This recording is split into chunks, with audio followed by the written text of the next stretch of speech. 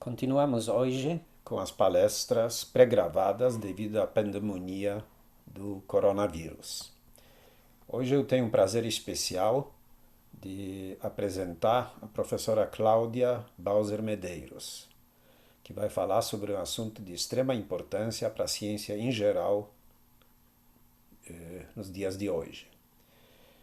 A professora Cláudia tem um currículo vitae muito extenso e eu não vou querer citar todas as suas contribuições para o nosso instituto, para a Unicamp, para a ciência no Brasil, em geral na cooperação internacional. Gostaria talvez de destacar o seu papel muito importante atualmente na FAPESP. Finalmente, eu preciso dizer que, como a palestra é pré-gravada, eu já assisti à palestra e gostaria de agradecer à professora Cláudia pelas palavras muito gentis que ela teve para mim. Eu acho que a contratação da professora Cláudia, que ocorreu quando eu era chefe do antigo Departamento de Ciência de Computação, foi uma das decisões mais acertadas que nós já tomamos. Professora Cláudia, por favor.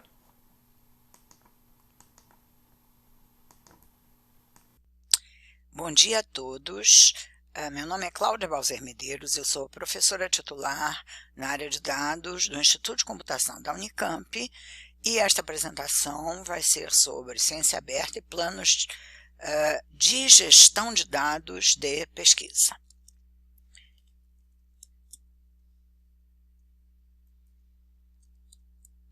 Eu queria inicialmente agradecer o convite para esta palestra feito pelo professor Tomasz Kowaltowski, que coordena os ciclos de seminários de pesquisa do Instituto de Computação. E que, aliás, foi quem me contratou quando era chefe do departamento de Ciência da Computação, em 1975, quando eu voltei do meu doutorado, quem me contratou na Unicamp. Isso daí é um segredo que ninguém sabia e passa a fazer parte dos dados abertos de quem está assistindo esse vídeo. Eu gostaria também de agradecer a Research Data Alliance, sobre a qual eu vou falar brevemente, e a FAPESP, que, por meio da minha participação no programa Science e Data Science como parte da coordenação, me permitiram, tanto a Research Data Alliance quanto a minha participação no programa da FAPESP, tomar conhecimento e me inteirar e participar e poder aprender tudo que eu tenho aprendido nos últimos anos a respeito deste problema tão importante, ou desta questão tão importante, tanto do ponto de vista de pesquisa, quanto do ponto de vista de políticas públicas para fomento à pesquisa.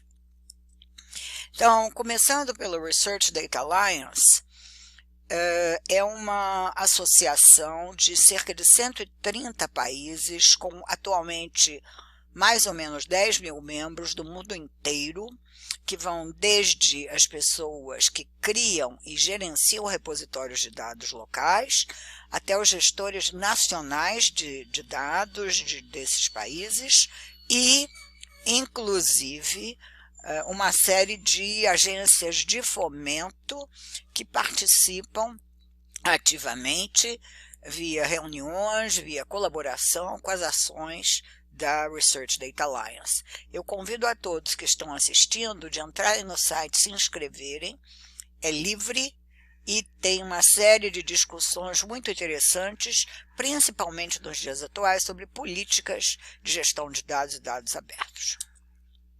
Por exemplo, a mais recente, vocês podem ver aqui, 24 de março de 2020. Quando eu digo que é recente, este vídeo está sendo gravado dia 4 de abril de 2020.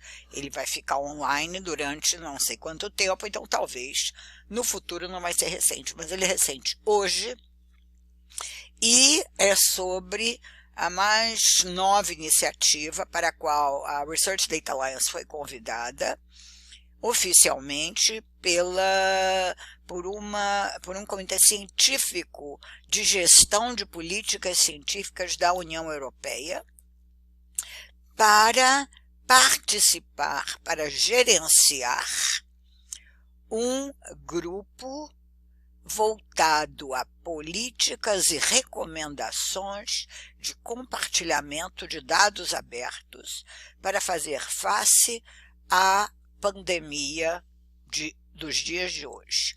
Então, está aqui, ó, a Research Data Alliance é uma comunidade internacional baseada em consenso da comunidade, e ela vai suportar ou apoiar iniciativas em dados científicos abertos com recomendações. Este é um grupo especial cujas recomendações deverão sair dentro de um mês, ou seja, em torno do fim de abril de 2020. E aqui é um outro exemplo de ação de compartilhamento de dados do Allen Institute para Inteligência Artificial e várias agências de fomento e inclusive a Casa Branca e a Agência de Fomento a Pesquisas em Ciências da Saúde americana, para, via compartilhamento de mais de 40 mil artigos publicados em assuntos associados à pandemia, virologia, a parte toda de doenças associadas e políticas de tratamento, para pesquisadores em computação começarem a desenvolver novas técnicas e novos algoritmos para tentar integrar e entender estas publicações e contribuir para as ações que tentam minimizar os efeitos da pandemia.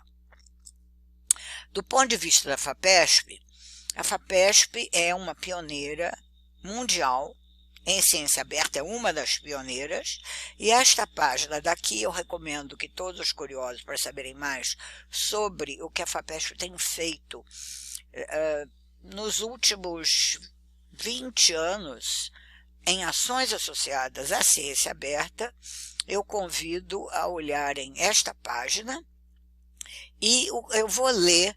Essas ações aumentam a possibilidade de amplo acesso a publicações, dados e procedimentos computacionais e metodológicos associados à pesquisa. E quais são os objetivos de Open Science, que, aliás, aqui estão bem descritos? Facilitam a colaboração científica e aceleram a disseminação e produção de conhecimento na sociedade, inclusive e especialmente entre não cientistas, e tentando, o máximo possível, diminuir o efeito de fake news. E dentro da iniciativa de Open Science da FAPESP, há a parte de gestão de dados, sobre a qual eu vou me alugar mais ao final desta palestra, e para quem quiser mais, eu recomendo esta página, que tem vários conteúdos interessantes a serem acessados. Isto posto, agora vamos começar de fato a palestra, com esta motivação, mostrando iniciativas mundiais de compartilhamento aberto de dados, em que eu agradeço mais uma vez ao Instituto de Computação, no qual eu trabalho, e à Research Data Alliance e ao programa em Science Data Science, de cuja coordenação eu faço parte atualmente, da FAPESP, e eu sou membro do Conselho do Research Data Alliance, por terem me permitido adquirir tanto conhecimento sobre o que é feito no mundo inteiro sobre ciência aberta e planos de gestão de dados, sobre os quais eu vou falar aqui nesta apresentação. Quais são os pontos importantes que deveriam ser lembrados até o final? Primeiro, o que significa aberto no contexto de ciência aberta e, mais particularmente, dados abertos. Segundo, e daí? Tá certo? Eu aprendi porque eu deveria me preocupar e entender melhor e praticar esses conceitos. A segunda parte da palestra vai tratar de planos de gestão de dados e mostrar, via exemplo, como criar um plano de gestão de dados. Então, principalmente, começando com conceitos principais para o entendimento do resto desta apresentação. O primeiro conceito, que são dados. É claro que para aqueles da área de computação que estão assistindo esta palestra, todo mundo sabe o que são tipos de dados, o que são fontes de dados, mas como ela é disponibilizada amplamente para o público geral, por que não enfatizar que dados, nós podemos ter dados médicos, por exemplo, isso é uma foto do meu fundo de olho, dados adquiridos via dispositivos sensores, fotos, radares, satélites, dados textuais, dados médicos, imagem, som, vídeo, enfim. O que esta palestra vai tratar são apenas de dados digitais, que são aqueles que são capturados ou criados do mundo real e armazenados em algum lugar para serem processados de alguma forma. E, ao longo da palestra, principalmente dados científicos, que são aqueles que são coletados e armazenados e processados para fins de criar ciência, pesquisar e criar conhecimento. E, inclusive, note qual é uma das principais fontes de dados no mundo, somos nós, humanos. Tudo que fazemos, onde quer que vamos e todos os dispositivos que podem estar presentes, associados à nossa vida e hoje em dia, como nós sabemos, celulares. O que traz uma série de oportunidades, mas também riscos, como todos sabemos. O segundo conceito é a noção de colaboração via dados. Então, isto entra no problema de proteção a dados e a questão de dados abertos.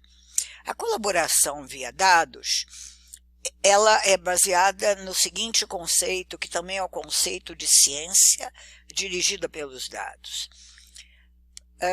Diversos cientistas e pesquisadores armazenam tudo que eles estão realizando durante um projeto de pesquisa. E o armazenamento destas informações tornam-se dados que são, a seguir, compartilhados com outros pesquisadores para projetos colaborativos. E notem que aqui eu estou descrevendo alguns tipos de dados, como artigos, resultados e algoritmos de simulações, modelos matemáticos, dados sobre instrumentos, descrição de experimentos.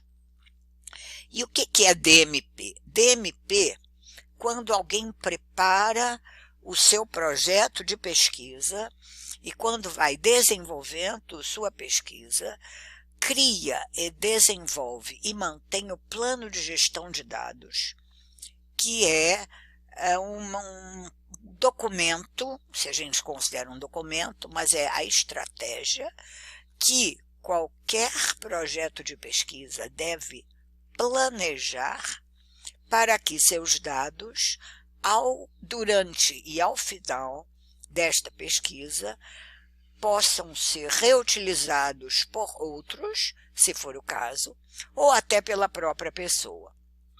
E falarei mais sobre isso ao final. Mas o conceito aqui é que nós colaboramos via dados. E aí, se colaboramos via dados, voltando, o que acontece com a questão de dados pessoais?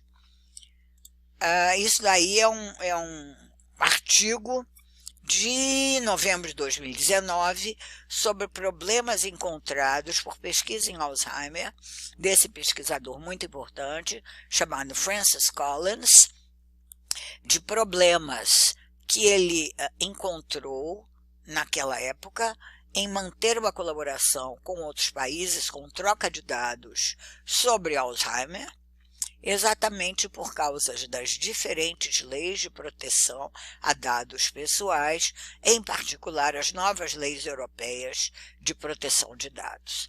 Então, nós temos aqui uma espécie de dicotomia ou de aparente conflito entre aqueles que dizem é preciso compartilhar e torná-los abertos, com aqueles que dizem não podemos compartilhar, inclusive para proteger a privacidade dos dados. E há questões éticas envolvidas, por exemplo, em ciências sociais ou na área de saúde. E vou falar sobre isso mais tarde. Para quem quiser referências, a Lei de Proteção de Dados da Europa, GDPR, e a lei brasileira, LGPD, está nesse site aqui, e é uma lei de 2018 que vai passar a valer em outubro de 2020 e que vai proteger, ou ela estabelece normas, assim como a GDPR, sobre garantias que cidadãos terão de que seus dados não serão disponibilizados ou ficarão livres para qualquer um. Posto este contexto, e aí, como é que o mundo está organizando políticas, repositórios, infraestruturas para dados? E o que significa aberto e por quê? Aberto, qual é o conceito de aberto? Se vocês se lembram, daquela transparência que tinha DMP, cientistas estavam inserindo em repositórios todos os, eu chamo de artefatos, associados com uma pesquisa. E esses fatos ou dados devem estar disponíveis em repositórios públicos, ou seja, acessíveis por qualquer um. E eu recomendo fortemente este relatório de cerca de 200 e tantas páginas da Academia Nacional de Ciências, que discute ciência aberta como sendo um conjunto de acesso aberto, que são artigos, dados abertos, que é a ênfase da minha apresentação, e métodos abertos, que se trata de software. Ou seja, ciência aberta, no fundo, que é o que permite a colaboração ampla, ou é o objetivo de ciência aberta, ela fomenta e ela preconiza artigos abertos, dados abertos e processos, e aqui é uma foto de um workflow, que são os aspectos dinâmicos, ou seja, artigos, dados e software. Para mim, que trabalho com dados, no fundo, tudo é dado, mas, obviamente, existem essas diferenças. E aqui são artigos e documentação quando se trata de uma pesquisa científica. Então, o que significa dados abertos? Volto a falar que dados abertos significam dados digitais. E aí vem a pergunta que também está associada à lei de privacidade de dados. Significa que os dados serão compartilhados, todos os dados? Não necessariamente. Ou seja, o que na verdade está aberto é que qualquer um pode descobrir se os dados existem. E se eles existem, como obtê-los? E, aliás, se é possível obtê-los, porque pode haver restrições de segurança, confidencialidade, ética e propriedade intelectual. Portanto, a questão de como obter vai estar embutida na informação de se os dados existem e, por exemplo, posso obter enviando uma mensagem ao cientista-chefe e assinando um contrato de confidencialidade. Ou, só posso obter se eu participar de um determinado projeto, ou posso obter livremente. Portanto, ciência aberta e dados abertos significam metadados abertos. E, de novo, vou dar uma breve explicação do que são metadados para esclarecer pessoas não diretamente envolvidas com pesquisa em computação que estejam assistindo este vídeo. A definição de metadados padrão é dados sobre dados. Bom, quando eu leio isto, eu digo isto e nada é a mesma coisa, não me ajuda. Exemplos.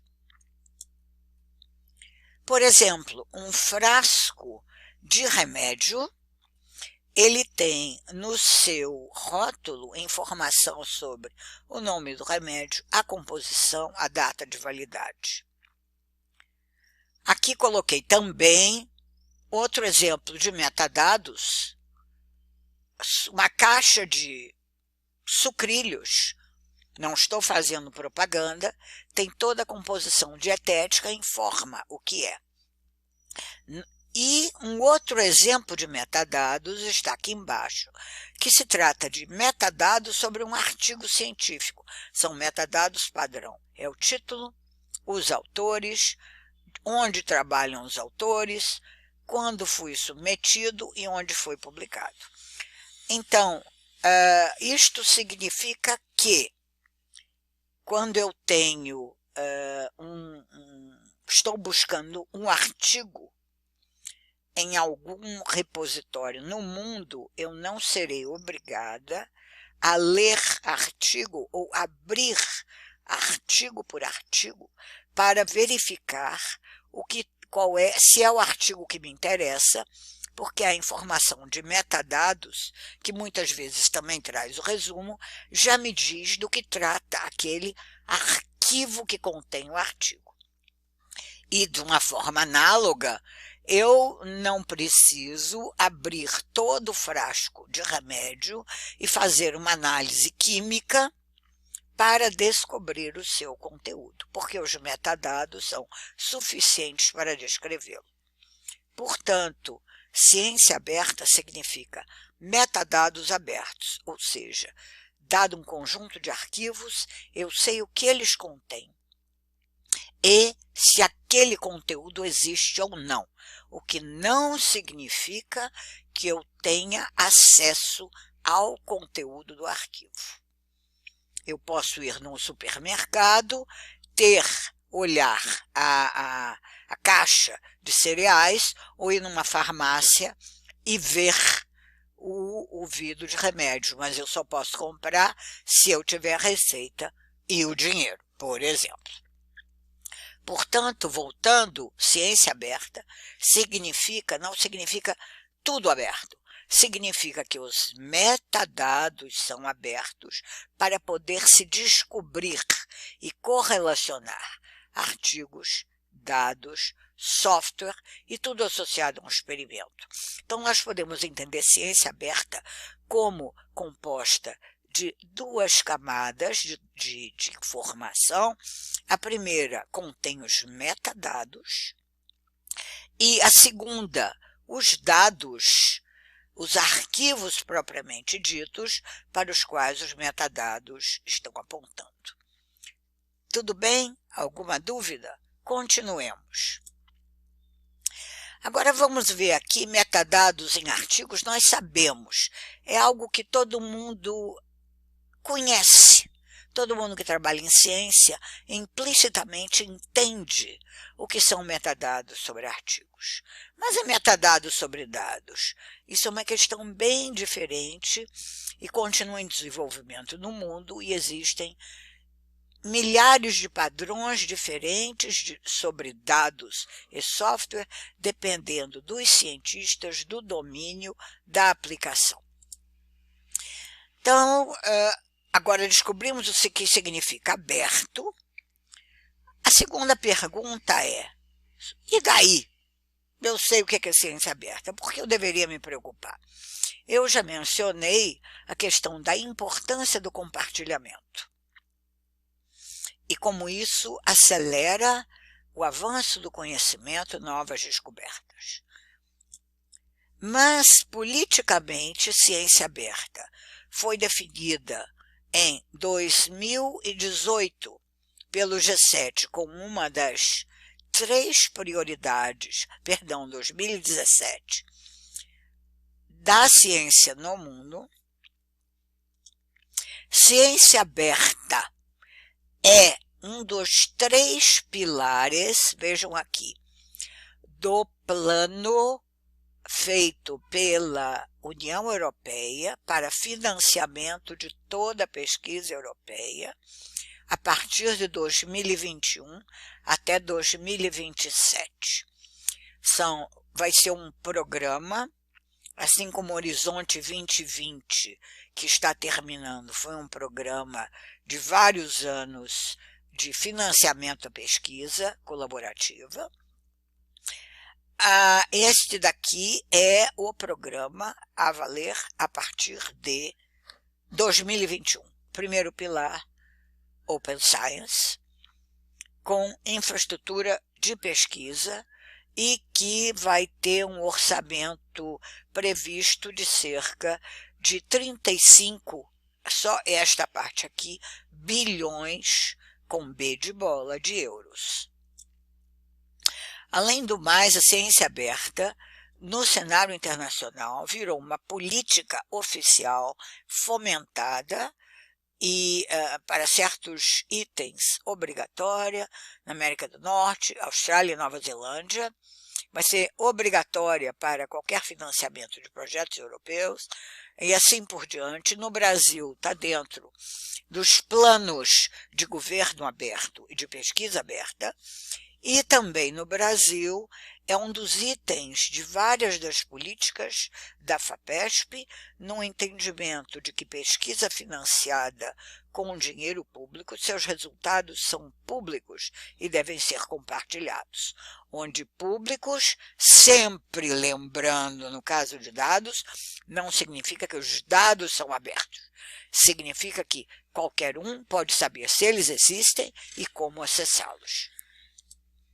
Então, nós já sabemos o que significa aberto, nós sabemos por que isto é importante. Vamos agora ver o que é um plano de gestão de dados e por que eu deveria me importar com isto.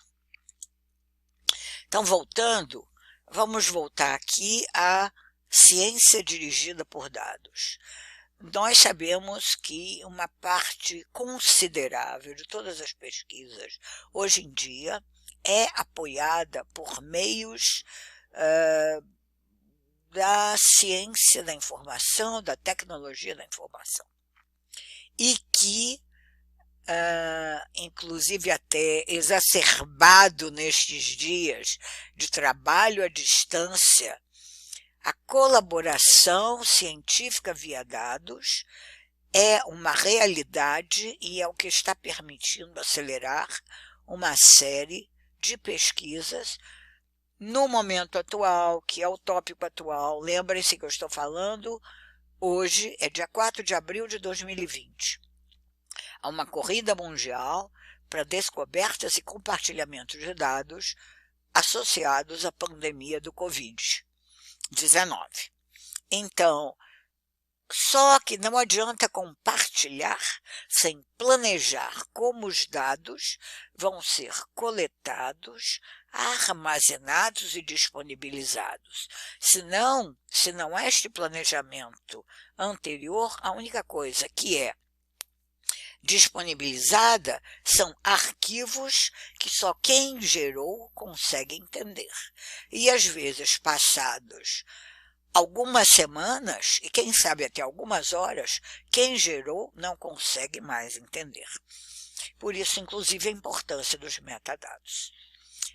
E esta forma de planejar se chama plano de gestão de dados, ou Data Management Plan em inglês. E o que são planos de gestão de dados? Um plano de gestão de dados é um texto vivo que responde 2 questões. Quais são os dados que minha pesquisa vai produzir e como eu pretendo compartilhar ou publicar, torná-los públicos, por quanto tempo e aonde esses dados residirão. Notem que de nada adianta dizer eu vou torná-los públicos emprestando o meu pendrive. Isso não ajuda ninguém. Tá? Você cientista, você precisa tornar seus dados públicos em um repositório confiável. E lembrem-se o que quer dizer, eu vou voltar a falar nisso sempre. O que quer dizer tornar dados públicos significa os metadados são públicos. Para se alguém quiser meus dados, poder me contatar, caso eu não possa disponibilizá-los livremente. E porque o texto é vivo. Um texto vivo significa que o texto e o plano pode evoluir ao longo de um projeto. Porque no início do projeto, os pesquisadores, os participantes, têm uma visão de que dados vão coletar, como vão gerenciá-los, o que resultados irão produzir e onde vão armazená-los. Ao longo do projeto, uma série de novos fatores podem surgir, inclusive novos dados, certamente mais conhecimento, que faz com que se reveja o plano de gestão. Então, na maioria dos países em que planos de gestão de dados são exigidos na submissão de um projeto, eles também são avaliados periodicamente à medida que o projeto vai avançando. Por isso que eu digo que é um texto vivo, assim como eu estou aqui preparando esta apresentação ao vivo. Neste sentido, a FAPESP, em 2017, sentindo e acompanhando os movimentos mundiais de gestão de dados abertos, lançou sua política de gestão de dados, em que grandes projetos só poderiam ser submetidos se submetessem também a sua política e seu plano de gestão de dados. Desde então, isto está sendo estendido para outros tipos de projetos. Ora, se um plano de gestão de dados, ele precisa informar.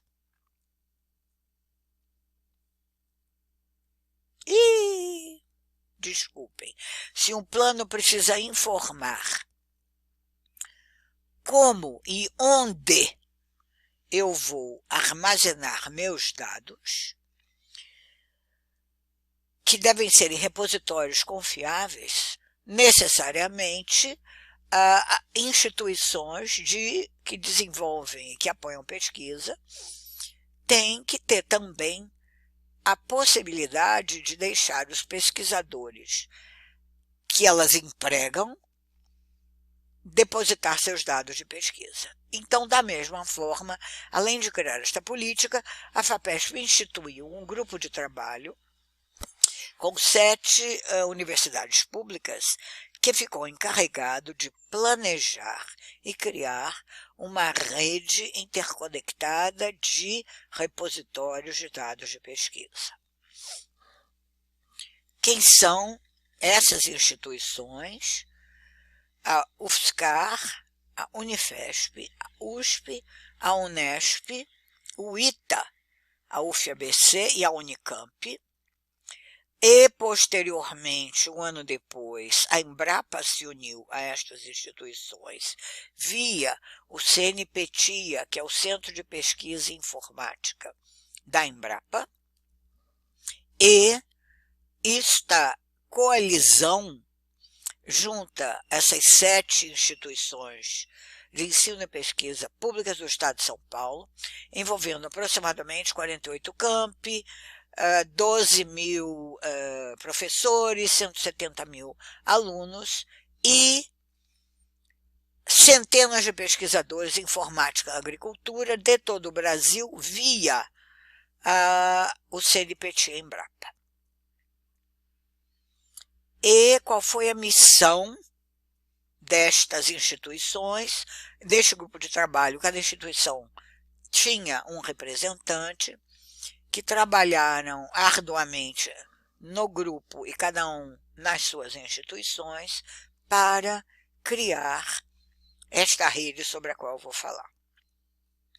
Como que funciona esta rede que está hoje operacional? Estou falando de abril de 2020.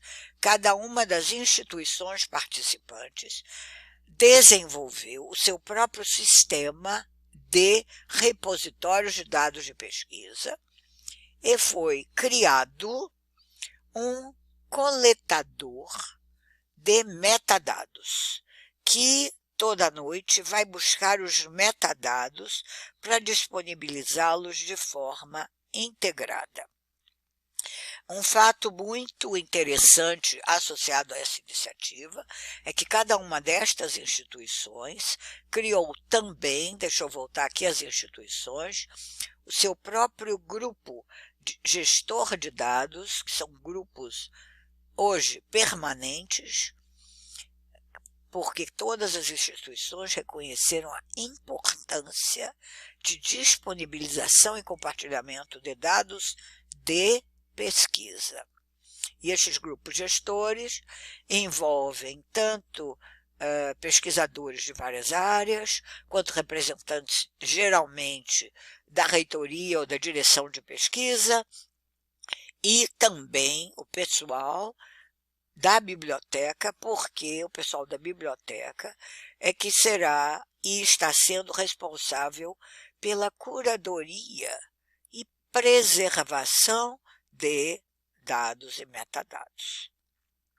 Então, é um grupo misto que tem o pessoal de computação para implementação, manutenção, tem o pessoal das bibliotecas, na parte de curadoria, e tem usuários em cada grupo e gestores das pró-reitorias ou de grupos gestores de políticas de pesquisa. Esta rede, que é pioneira na América Latina, ela foi lançada no dia 16 de dezembro de 2019, e quando eu falo que ela é pioneira na América Latina, no que ela é pioneira? Ela é pioneira pela abrangência estadual, mas não é tanto e é apenas abrangência geográfica. Ela é pioneira pela abrangência que ela cobre dados de absolutamente todas as áreas de pesquisa. Estou falando de todas as áreas de pesquisa desenvolvidas nestas instituições. Então, já há redes na América Latina muito importantes de repositórios de dados, mas todas são dedicadas a assuntos específicos e não envolvem um conjunto de repositórios heterogêneo, com políticas heterogêneas de gestão de cada instituição. E eu recomendo a todos que vão olhar este site, que tem já algumas centenas de dados destas instituições, e se você, olhando sua instituição, você quiser participar, entre em contato com os responsáveis da gestão de dados científicos da sua instituição, se for uma dessas, para você inserir e disponibilizar os seus metadados. É muito simples esta disponibilização e dentro destas instituições tem especialistas que vão te ajudar. Agora notem uma coisa muito interessante, deixa eu voltar aqui, nós temos a UFABC. O professor Flávio Orita, que me permitiu usar a página de Google Scholar dele, ele foi um dos primeiros a fazer testes nessa rede daqui, quando ainda estava num primeiro protótipo, em maio de 2019. E 2 dias depois dele disponibilizar os arquivos de dados dele no repositório da época de protótipo da Federal do ABC, os arquivos de dados passaram a ser indexados pelo Google Scholar, tornando-se, portanto, disponíveis para todo o mundo. Vocês vão dizer qual é a diferença de buscar via Google e buscar via o arquivo de dados ou a rede de repositórios. Pela rede de repositórios, a busca é concentrada e via Google você também não conseguiria, a menos que conhecesse palavras-chave e informações associadas, e poderia receber como retorno uma série de informações não relevantes. Então, participar desta iniciativa via plano de gestão de dados, via depósito de metadados, é uma forma para pesquisadores de ter seu índice H também influenciado pelos arquivos de dados. Isso aqui não é um artigo, isto aqui é o título de um arquivo de dados. Então, quais são os requisitos, agora terminando, para o plano de gestão de dados? Para escrever o plano de gestão de dados, para depois disponibilizar meus dados na rede, eu preciso dizer no meu plano que dados eu vou produzir, aonde eu vou armazenar, por quanto tempo e como, ou seja, os metadados associados. E, de novo, sob aspectos éticos, privacidade e propriedade intelectual. IP é Intellectual Property, não é, para quem trabalha em rede, endereço IP. Aqui é um exemplo de um plano de gestão de dados que pode ser muito curto. Tá? Dados que vão ser incluídos, o conteúdo final dos arquivos, anonimização, porque se trata de dados de pesquisa médica, e que os dados ficarão disponíveis somente sob acordo de compartilhamento de dados. Isto é um exemplo de um plano de gestão de dados público de um grande projeto de saúde americano na área de doenças sexualmente transmitidas. Então, não é nenhum bicho de 7 cabeças. Como é que se avalia um plano de dados? E à medida que você vai fazendo, você se pergunta, ele vai descrever os dados? Ele vai mencionar aspectos de qualidade e curadoria dos dados? Ele vai descrever como eu vou gerenciar os dados durante a pesquisa? Qual é a minha política de arquivamento a longo termo? Eu vou disponibilizar os dados em repositórios, ok? Ou seja, não vai ser no meu pendrive, não vai ser no meu cofre trancado a 7 chaves. E o meu plano de dados também tem que falar de políticas de privacidade e outros. Então, como agora, sabendo que é ciência aberta, o que são dados abertos e que é um plano de gestão de dados, como é que eu preparo meu plano de gestão de dados? Eu vou mostrar como alguém, como eu preparo meus planos, acessando uma ferramenta aberta, mundial, chamada DMP2. Atenção, o DMP2 é um site para criação de planos de gestão de dados. Ele cheio de documentação e informações adicionais. Então, eu me logo no DMP2, eu já tenho um cadastro e a Unicamp já tem um cadastro. Aí, na hora que eu digo eu quero me logar, Ah, eu sou da Unicamp. Ah, você é da Unicamp?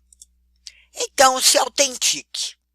Você que é da Unicamp terá que, na primeira vez que tentar criar um plano de gestão de dados, inserir o seu login institucional. Para aqueles que são da Unicamp, que estão me assistindo, é quando você quer ter acesso aos sistemas da Unicamp. Outras universidades têm seus próprios sistemas também, mas de uma forma geral, qualquer um pode criar uma conta do DMPTool sem ser associado a nenhuma instituição cadastrada. E aí vem aqui, eu acesso o serviço da Unicamp via o sistema Café de autenticação, que é um sistema da Rede Nacional de Pesquisa RNP, e pronto. Caí na página, minha página da Unicamp de Plano de Gestão de Dados, e eu gostaria neste momento de elogiar a Unicamp, que foi a primeira universidade brasileira, via o professor Benilton, se algum dia ele assistir, ele verá que ele está sendo mencionado, o professor Benilton do IMEC, se não vocês que estão assistindo conheçam o Benilton, podem dizer para ele que ele está sendo citado no YouTube. A Unicamp foi a primeira instituição cadastrada no DMPTool e graças ao professor Benilton foram criados templates, formulários para dados, planos de dados de pesquisa, não dados, me perdoem. E aí acabou. Daí em diante eu criei meu plano de gestão de dados. Muito obrigada pela atenção. Agora eu vou contar 10 segundos pela decepção total que vocês devem estar sentindo, porque eu cronometrei em 45 minutos, eu estou vendo em 45 minutos e 45 segundos, para chegar a uma hora em que nós interrompemos para perguntas nos seminários do IC. Mas o que é que ficou faltando? Ficou faltando como criar planos de gestão de dados. E agora é sobre isso que eu vou fazer uma demonstração ao vivo dentro desta minha gravação deste YouTube, o que vai, obviamente e possivelmente, ter percalços e erros, como os pequenos erros que eu tive ao longo desta gravação, mas que eu deixarei propositalmente, porque eu estou fazendo de conta que é uma apresentação ao vivo para vocês. Para maiores dúvidas, antes de eu começar a demonstração, qualquer um pode me achar na minha página web e, a partir da página web, me enviar mensagens com dúvidas, se tiver mais dúvidas que precisar de bibliografia sobre esses assuntos. Obrigada e vamos à demonstração.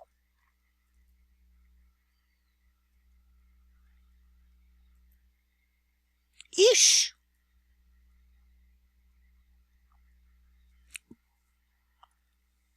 Então, aqui eu vou digitar dmptool.org.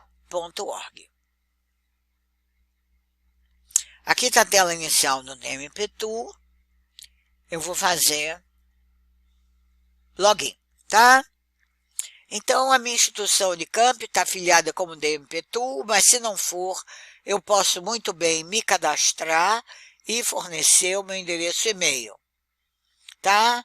E pode criar uma conta. Mas como eu já estou cadastrada, eu vou dizer Unicamp. Olhem quantas. Camp, pronto. Igu. Ixi. CMBM. E aqui, espero acertar.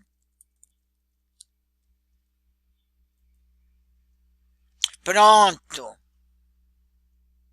E como eu estou fazendo uma demonstração, a cada vez eu preciso mostrar como funciona na Unicamp.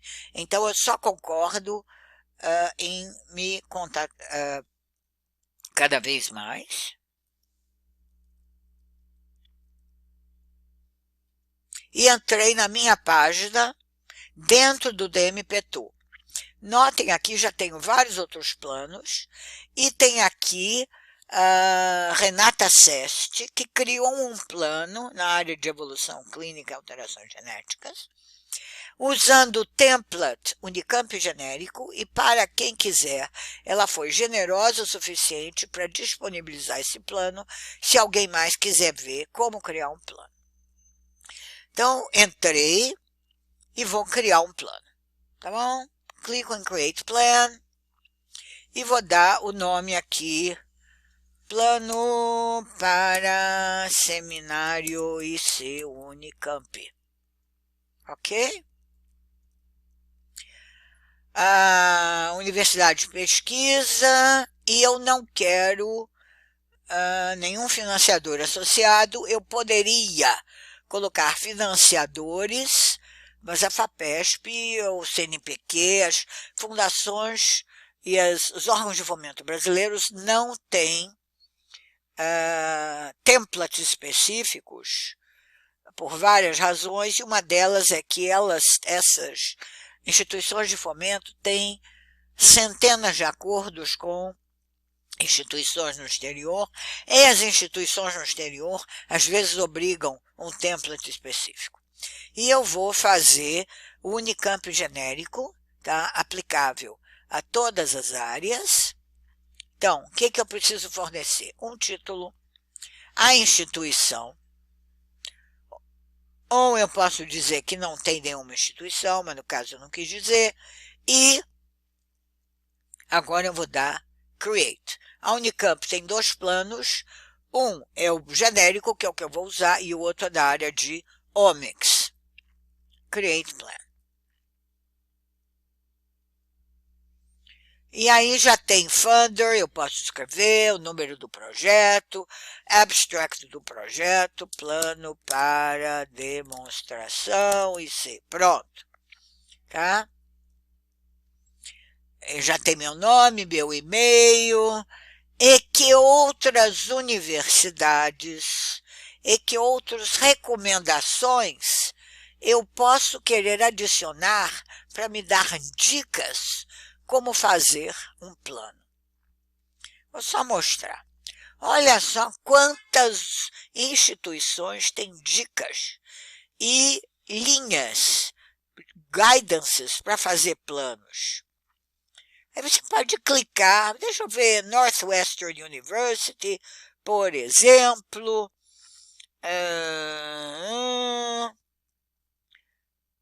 Western Carolina. Eu não sei, eu estou aqui, então, eu vou, ao fazer o meu plano, eu vou ter acesso a dicas, não só do próprio DMPTU e do plano da Unicamp, mas também dicas adicionais destas instituições, até 6 instituições. Pronto. Aqui tem a descrição do que é um plano da Unicamp genérico, descrição dos dados, aspectos legais e como acessar os dados, e como os dados serão geridos e armazenados. Tá? Aqui tem as perguntas, mas vocês vão ver isso já já, e eu clico em Write Plan. E aqui eu tenho detalhes, overview, e vamos começar a escrever meus dados. Descrição dos dados e metadados. Que dados serão coletados? Dados sobre a assistência desta palestra em YouTube. Save. Mas eu gostaria de saber melhor que coisas eu devo informar. que variáveis serão coletadas, como vão ser armazenadas, de que tipo, imagens, áudios, formulários, medidas. Então, que dados? Eu vou querer nome e e-mail. Pronto, complementei por causa dessa informação. Só que eu posso ver o que a DMP-Tool recomenda.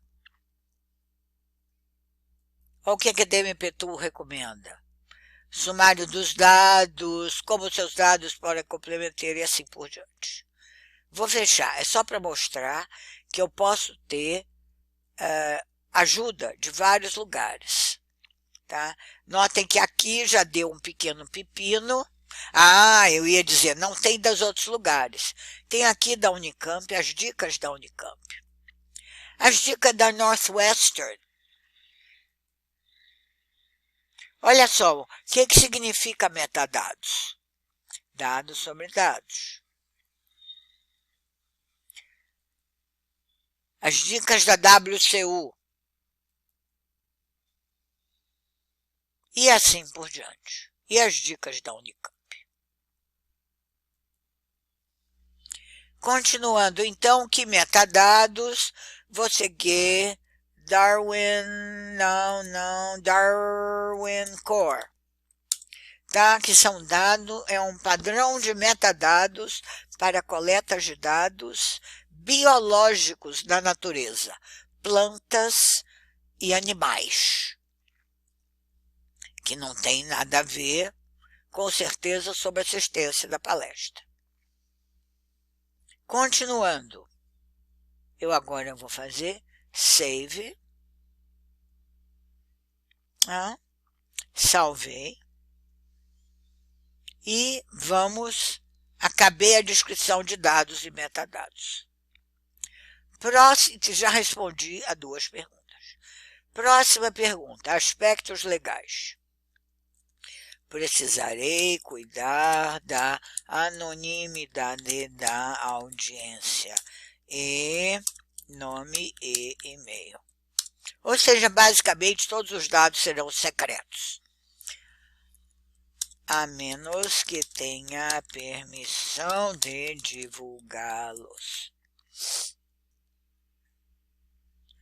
E, de novo, aspectos legais, Comissão de Ética da Unicamp, aspectos legais, DMP-Tool, privacidade e ética, aspectos de propriedade intelectual, aspectos legais do repositório de dados e outras políticas de ética, privacidade, propriedade intelectual que existem, comuns em vários aspectos associados a dados. Por exemplo, considerar se existem procedimentos existentes para o meu grupo ou departamento ou se há guidances, recomendações que é preciso utilizar na hora de disponibilizar os dados. Então, aqui eu posso dizer também, vou seguir a lei de privacidade de dados brasileira, link para a lei. Pronto. Cuidei de questões legais e éticas. E quais as políticas para compartilhamento de dados? Então, eu vou dizer dados compartilhados mediante assinatura de termo de responsabilidade para pesquisadores que queiram trabalhar no mesmo assunto. Isto é só um exemplo, tá? Por exemplo, aqui de novo a política da Unicamp. Existem restrições e assim por diante. E há muitas políticas e licenças de acesso a dados. Por exemplo, vamos lá, DMP-Tool, Data Sharing, políticas do repositório e assim por diante. Save. Finalmente, chegamos às últimas duas perguntas para o Plano Gestão de Dados genérico da Unicamp. Informações relativas à gestão de dados. Os dados serão submetidos com crase à política de gestão de dados da Unicamp e armazenados no repositório de dados institucional. Os dados poderão ser manipulados por serem textuais por qualquer processador de texto ou transformados de forma adequada para análise de mineração de dados. Save. Formatos, por exemplo, doc, XLS, etc. e tal, como e onde esses arquivos serão mantidos. Eu já respondi, repositório institucional da Unicamp. Por quanto tempo? Durante o período preconizado pela Unicamp para este armazenamento. Backup garantido pela Unicamp. Pronto. Save. Veja bem, se eu for ao DMP-Tool, a DMP-Tool, isso seria muito interessante todos procurarem o DataOne, que é um site mundial, que é apoiado pela Research Data Alliance, que define boas práticas de armazenamento. Tá? Então vamos lá, só clicando, espero que vá no lugar certo. DataOne. Decide what data to preserve. Identify data with long-term value. Para pesquisa. Tá? Então, voltando, DataOne é um site que eu recomendo, é dataone.org. Tá aqui.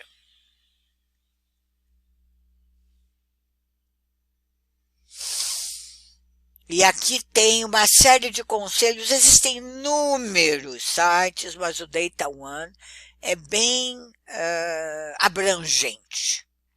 E tem outros, tem o site australiano, que é maravilhoso, fantástico, tem o site inglês, o DCC, tem o site canadense. Já nos Estados Unidos não há sites centralizados, são sites de instituições. Então, finalmente, faço o meu save e acredito que com isto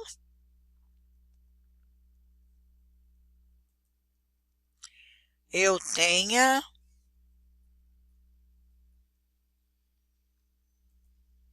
respondido todas as perguntas do template da Unicamp. Quanto tempo eu levei?